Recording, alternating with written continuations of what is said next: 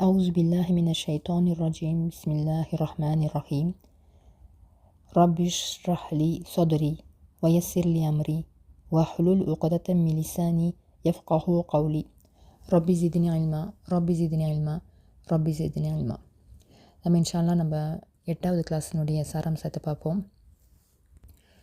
சில வசனங்களோடு நம்ம இந்த கிளாஸை தொடங்கினோம். அதாவது சூரா அல் பக்ரா வசனம் 257லேருந்து 260 வரையிலும் உள்ள வசனங்களை பார்த்தோம். அது கொஞ்சம் நீண்ட வசனங்கள் தான், ஆனால் அது கொஞ்சம் ஆழமாக நம்ம உள்வாங்கி கொஞ்சம் நிதானமாக பார்க்கணும் இன்ஷா அல்லாஹ். அஊஸு பில்லாஹி மினஷ் ஷைத்தானிர் ரஜீம். நம்பிக்கை கொண்டோருக்கு அல்லாஹ் உதவுபவன். இருள்களிலிருந்து வெளிச்சத்திற்கு அவர்களை கொண்டு செல்கிறான். ஏக இறைவனை மறுப்போருக்கு தீய சக்திகளே உதவியாளர்கள். வெளிச்சத்திலிருந்து இருள்களுக்கு அவர்களை கொண்டு செல்கின்றனர். அவர்கள் நரகவாசிகள், அதில் அவர்கள் நிரந்தரமாக இருப்பார். தனக்கு அல்லாஹ் ஆட்சியை கொடுத்ததற்காக இப்ராஹிமிடம் அவரது இறைவன் குறித்து தர்க்கம் செய்பவனை நீர் அறியவில்லையா? என் இறைவன் உயிர் கொடுப்பவன், மரணிக்க செய்பவன் என்று இப்ராஹிம் கூறிய போது, நானும் உயிர் கொடுப்பேன், மரணிக்க செய்வன் என்று அவன் கூறினான். அல்லாஹ் கிழக்கில் சூரியனை உதிக்க செய்கிறான், எனவே நீ மேற்கில் அதை உதிக்க செய் என்று இப்ராஹிம் கேட்டார். உடனே ஏக இறைவனை மறுத்த அவன் வாயடித்து போனான். அநீதி இழைத்த கூட்டத்திற்கு அல்லாஹ் நேர் வழி காட்ட மாட்டான்.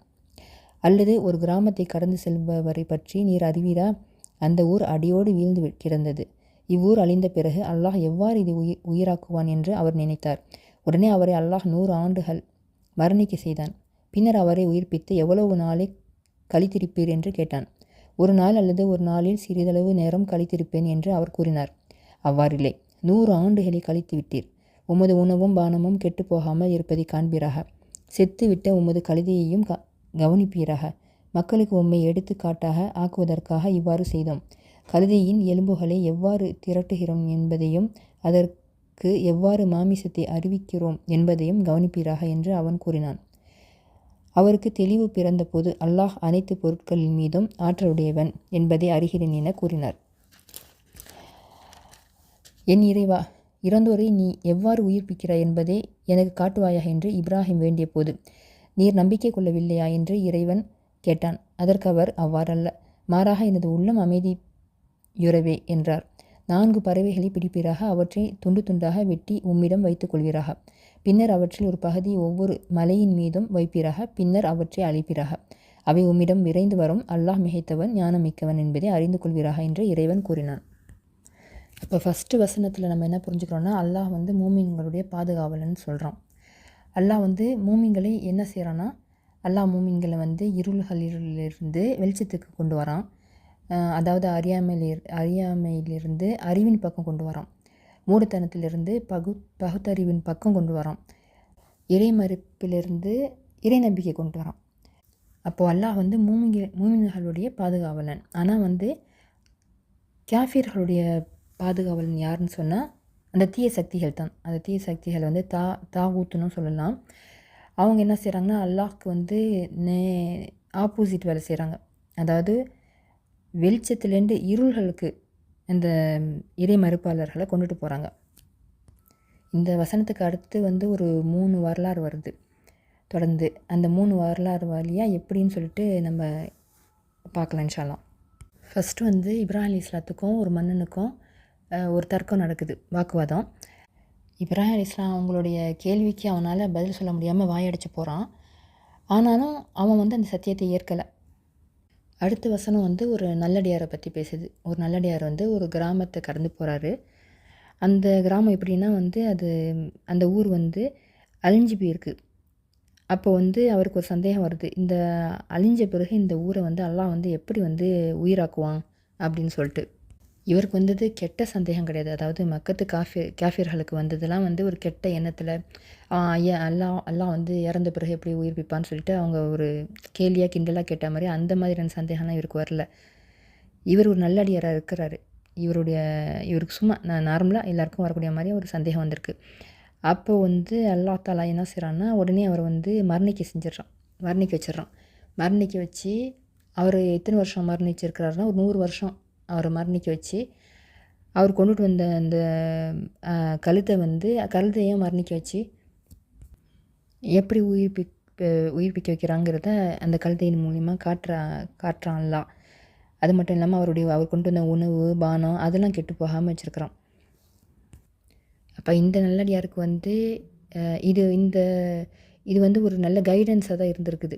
இது நேர்வழியை தான் அல்லாஹ் காட்டியிருக்கிறான்.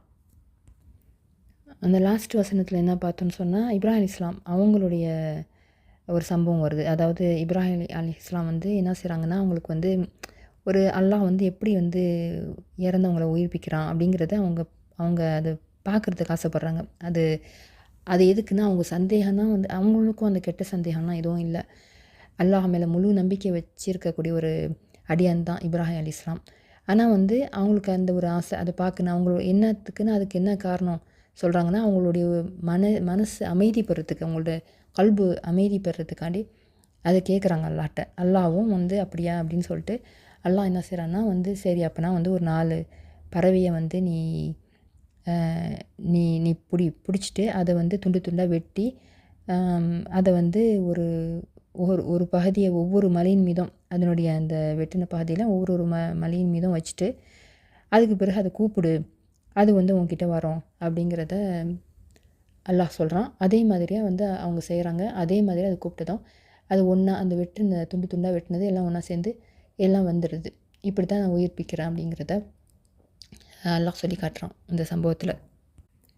அப்போது இதன் மூலம் வந்து நம்ம வந்து குர்ஆன் யாருக்கு நேர்வழி காட்டும், யாருக்கு நேர்வழி காட்டாதுங்கிறத பார்த்தோம். இது போல் மனசை நம்ம இப்ராஹிம் அலைஹிஸ்ஸலாம் மாதிரி இந்த மனநிலையை நம்ம கொண்டுட்டு வரணும். நம்ம மனதை சரி செய்யணும், நம்ம செயலை சரி செய்யணும். இது ரெண்டுமே ஒன்றோடு ஒன்று ஒத்து போகக்கூடியது தான். இதை சொல்லித்தான் அல்லாஹ் கூட நம்மளை வந்து இந்த குர்ஆனில் வந்து என்ட்ராக்குறான். அதாவது ஃபஸ்ட்டு வந்து இறங்கப்பட்ட சூரா நம்ம வந்து அலக்குன்னு சொல்லுவோம். 96வது அத்தியாயம். அதில் வரக்கூடிய ஃபஸ்ட்டு வரக்கூடிய அந்த 5 வசனங்களும் ஃபஸ்ட்டு இறங்கப்பட்டது. ஆனால் தொகுத்தது என்னமோ வந்து எப்படின்னா வந்து அல்-ஃபாத்திஹா தான் ஃபஸ்ட்டு சூறாவாகவும், அதுக்கு பிறகு அல்-பக்கராவை 2வது சூறாவாகவும் தொகுத்திருக்காங்க. இது வந்து மனிதனுடைய ஏற்பாடு தான், தொகுத்தது மனிதர்கள் தான். ஆனால் இதில் அல்லாஹ்வுடைய பங்கு கண்டிப்பாக இருக்குது. ஏன்னு கேட்டால், அல்லாஹ் வந்து எதையுமே வந்து ஒரு பிளான் பண்ணி தான் செய்வான். அதாவது வந்து எதுவுமே எதார்த்தம் நம்ம நினைக்க முடியாது. இது ஒரு எதார்த்தமானதாக இருந்துச்சுன்னா, இப்போ நம்ம பார்க்கக்கூடிய விஷயங்கள்லாம் நமக்கே வந்து ஆச்சரியமாக இருக்கும். இது எப்படி எதார்த்தமாக அமைஞ்சதுன்னு சொல்லிட்டு. அல்-ஃபாத்திஹா சூறாவில் நம்ம என்ன கேட்குறோம் அல்லாஹ்ட்ட வந்து, எங்களை நேர் வழியில் செலுத்துவாயாக, இஹ்தின ஸிராத்தல் முஸ்தகீம்னு கேட்குறோம். அதாவது எந்த நேர்வழின்னா, யாருக்கு அல்லாஹ் அருள் புரிந்தானோ அவர்களுடைய வழி. அல்லாஹ்வுடைய கோபத்துக்கு ஆளானவங்களுடைய வழி கிடையாது அப்படின்னு சொல்லிட்டு தான் ஃபஸ்ட்டு நம்ம கேட்குறோம். இதுக்கு நம்மளுக்கு எப்படி எல்லாம் ஆன்சர் பண்ணுறான்னா, அல்-பக்கராலே நமக்கு வந்து ஃபஸ்ட்டு ஆரம்பத்தில் துவக்கத்திலேயே நம்மளுக்கு வந்து ஆன்சர் பண்ணுறான். அஊஸு பில்லாஹி மினஷ் ஷைத்தானிர் ரஜீம். பிஸ்மில்லாஹிர் ரஹ்மானிர் ரஹீம். அலிஃப் லாம் மீம். ஸாலிகல் கிதாபு லா ரைப ஃபீஹ் ஹுதல் லில் முத்தகீன். அலிஃப் லாம் மீம். இது வேதம், இதில் எந்த சந்தேகமும் இல்லை. இறைவனை அஞ்சுவோருக்கு இது வழிகாட்டி. யாருக்கு வழிகாட்டினா, இறைவன் அஞ்சுறவங்களுக்கு தான் வழிகாட்டி. இதில் வந்து எந்த சந்தேகமும் இல்லைங்கிறான் அல்லாஹ். இதில் சந்தேகம் இல்லைன்னு நல்லா சொல்கிறான். ஆனால் வந்து சந்தேகத்தில் இருக்கக்கூடியவங்களும் இருக்க தானே செய்கிறாங்க. இதுக்குள்ள பதிலையும் அல்லாஹ் வந்து நெக்ஸ்ட் வசனத்தில் சொல்கிறான். الذين يؤمنون بالغيب ويقيمون الصلاة ومما رزقناهم ينفقون. அவர்கள் மறைவானவற்றை நம்புவார்கள், தொழுகையை நிலைநாட்டுவார்கள், நாம் அவர்களுக்கு வழங்கியவற்றிலிருந்து நல்வழியில் செலவிடுவார்கள். அல்லாஹ் வந்து இதில் சந்தேகம் இல்லைன்னு சொல்லிட்டான். ஆனால் வந்து சந்தேகம் இல்லை, அப்போ எல்லோரும் ஏற்றுக்கணும். ஆனால் எல்லோரும் ஏற்றுக்கல. ஏன்னா வந்து ஹுதலில் முத்தகீன், இது வந்து அஞ்சுவோருக்கு அல்லாஹ் அந்த முத்தகீன்களுக்கு மட்டும்தான், அல்லாஹ் அஞ்சுவோருக்கு மட்டும்தான் நேர்வழி காட்டும். நபி ஸல்லல்லாஹு அலைஹி வஸல்லம் அவங்க ஏற்றுக்காதவங்க கூட வந்து இதில் சந்தேகம் இல்லைங்கிறத அறிஞ்சிக்கிட்டே தான் இதை அவங்க ஏற்றுக்கல. அதாவது வந்து சூரா அல்-பக்கரால இன்னொரு வசனத்தில் கூட அல்லாஹ் சொல்லி காட்டுவான்.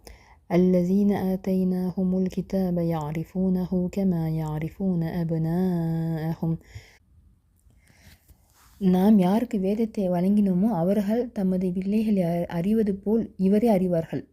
அவர்களில் ஒரு சாரார் அறிந்து கொண்டே உண்மையை மறைக்கின்றனர். அப்போனா அவங்களுக்கு நல்லா தெரியும், இந்த டவுட்டும் இல்லை. ஆனால் வந்து அறிஞ்சிக்கிட்டே தான் வந்து இதை மறுக்கிறாங்க. இந்த முத்தகீன் முத்தகீன்கிற அந்த அந்த சொல்லை வந்து நம்ம கொஞ்சம் அலசி பார்ப்போம். அதாவது இது இத்தகா எத்தகீங்கிற அந்த ஃபெயில்லேன்னு வருது. இதனுடைய வேர் சொல் வக்கா. அதாவது வக்கானா பாதுகாத்து கொண்டான், தீமையிலேன்னு பாதுகாத்து கொண்டான், இப்படிலாம் மொழிபெயர்க்கலாம். யார் காத்துக்கொள்ள முடியும்? யாருக்கு இறை அறிவு இருக்கோ, இறைவனை பற்றி விழிப்புணர்வு இருக்கோ, அவன் மீது உள்ள நேசம் கொண்டிருக்காங்களோ, அவன் மேலே உள்ள அன்பு அவன் மீது அன்பு வச்சுருக்காங்களோ, அவனை பயந்துருக்காங்களோ, அவனை திருப்தி கொண்டிருக்காங்களோ, அவனை சார்ந்து இருக்கக்கூடியவங்க, இதெல்லாம் இந்த லிஸ்ட்டில் உள்ளவங்க ஃபுல்லாக, இவங்களெல்லாம் நம்ம முத்தகீன்கள் என்கிற அந்த லிஸ்ட்டில் நம்ம வைக்கலாம். இன்னும் தெளிவாக சொல்லணுன்னா உண்மையை மறுக்காதவன்ட்டு சொல்லலாம். உண்மையை மறுக்காதவன் யாரோ அவன் முத்தகீன். நம்மளை படைக்கும் போது அல்லா தஆலா ஒரு ப்ரோக்ராம் பண்ணி தான் நம்மளை படைச்சிருக்கான். அதாவது நம்மளுடைய ஃபித்ரத்து நிலைன்னு ஒன்று இருக்குது. இயற்கையாகவே இயல்பாகவே சில விஷயங்களை ப்ரோக்ராம் பண்ணி தான் நம்மளை படைச்சிருக்கான். இப்போ பொய் பேசக்கூடாதுங்கிறது நம்மளுடைய இயல்பு, வாக்குறுதி மீறக்கூடாதுங்கிறதுலாம் நம்மளுடைய இயல்பு, அல்லாஹ்வை நம்புறதுங்கிறதுலாம் இயல்பு தான். ஆனால் இதெல்லாம் இந்த இயல்பான விஷயங்களை யார் தொலைச்சிட்றாங்களோ அவங்கள நேர்வழிக்கு கொண்டு வர முடியாது. அவங்க இந்த முத்தகீனுடைய லிஸ்ட்டில் சேர மாட்டாங்க. அல்லாஹ் 3வது வசனத்தில் நம்ம பார்த்தோம், அவர்கள் மறைவானவற்றை நம்புவார்கள்.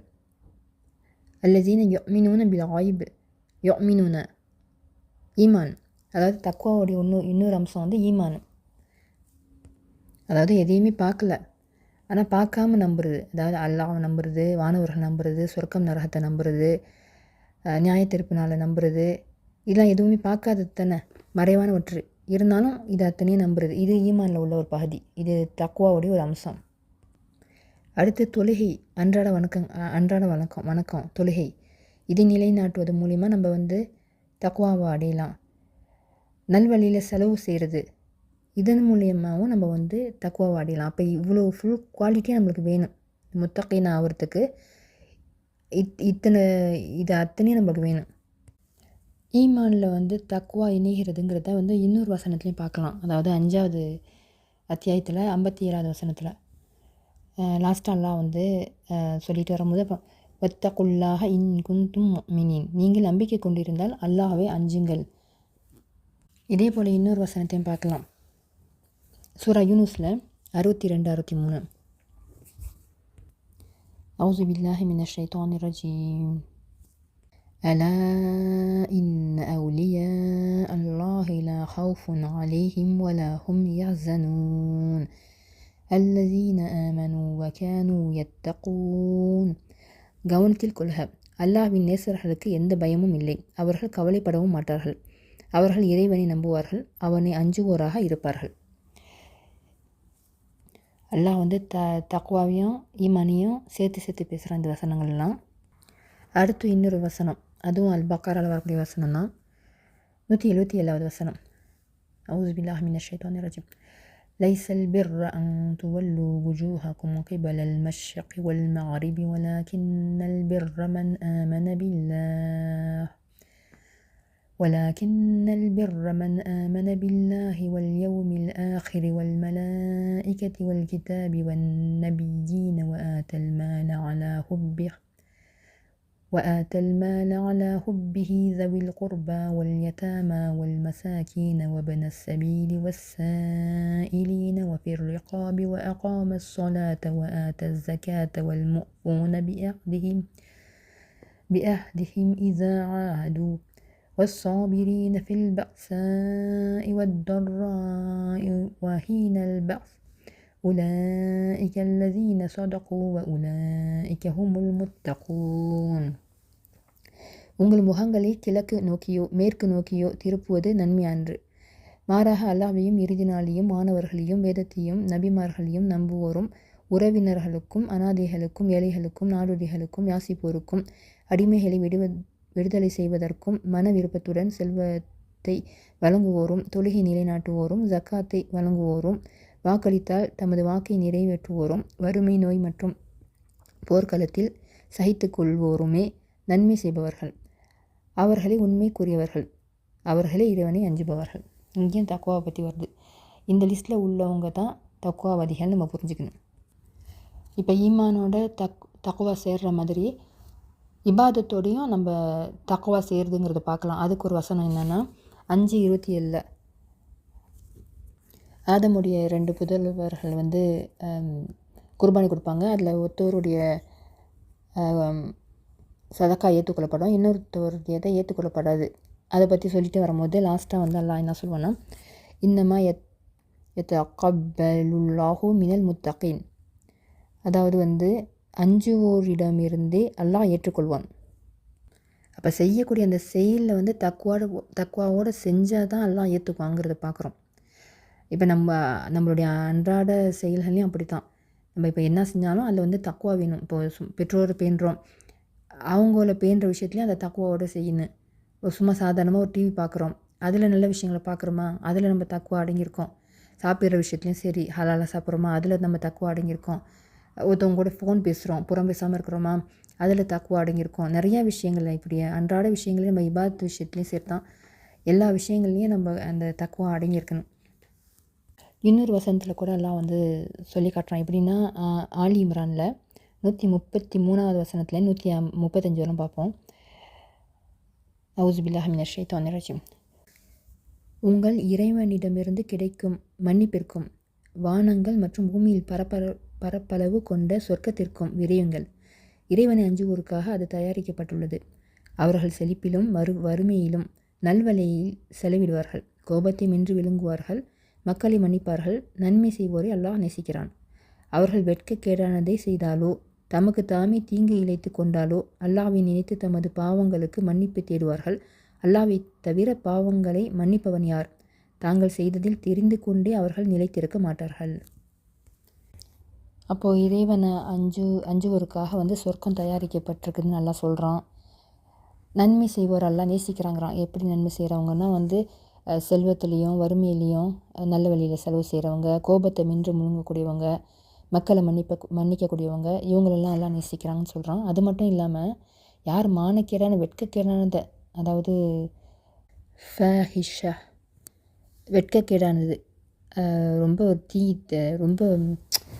ரொம்ப தீய செயல், மானக்கேடான செயல், அதுக்கு தான் இந்த வார்த்தையெல்லாம் பயன்படுத்துவான். அவர்கள்னு எல்லாம் வந்து தொடர்ந்து சொல்கிறான். அந்த அவர்கள் யாருன்னா அந்த அல்லாவை அஞ்சக்கூடியவங்க தான். அல்லாவை அஞ்சிக்கிட்டு இருக்கிற சமயத்திலேயே வந்து இந்த மாதிரியான தீய செயல்கள் செய்கிறதுக்கும் வாய்ப்பு இருக்குது தானே. அப்போ அந்த நேரத்தில் வந்து அல்லாஹ் திருப்பி அதை தீய செயல்கள்னு தெரிஞ்சு அல்லாட்ட பாவ மன்னிப்பு கேட்டு அவங்க பாவத்துக்கு வருந்தி பாவ மன்னிப்பு கேட்டால் நிச்சயமாக அல்லாஹ் அதையும் மன்னிக்கிறான். அப்போ வந்து லாஸ்ட்டாக தாங்கள் செய்ததில் தெரிந்து கொண்டே அவர்கள் நிலைத்திருக்க மாட்டார்கள் நல்லா சொல்கிறான். அப்போ அது பாவம்னு தெரிஞ்சது பிறகு அவங்க அதுலேயும் விலகிக்குவாங்க. அவங்க தான் தக்குவாவாதிகள். இப்போ இந்த நற்பண்புகளெல்லாம் நம்ம வந்து செயல் வடிவத்தில் கொண்டு வரணும். அதுக்கு தான் இப்போ நம்ம பயிற்சி எடுக்கணும். அப்போ இந்த தக்குவா லெவலில் நம்ம வந்து அதிகரிக்கணும். அப்போ தான் நம்ம வந்து குரானுடைய பொக்கிஷத்தெல்லாம் பெற முடியும். முத்தகீனான முஸ்லீமாக மாறணும், முத்தகீனான மூமினா மாறணும். இதுக்கெல்லாம் நம்ம பயிற்சி எடுக்கணும். லாஸ்ட்டாக நம்ம கிளாஸை முடிக்கும் போது வந்து 59வது அத்தியாயத்தில் வரக்கூடிய 18வது வசனத்தை பற்றி சிந்திக்க சொன்னாங்க. நேரம் இல்லாததுனால நம்ம அந்த வசனத்தோடு முடிச்சுக்கிட்டோம்.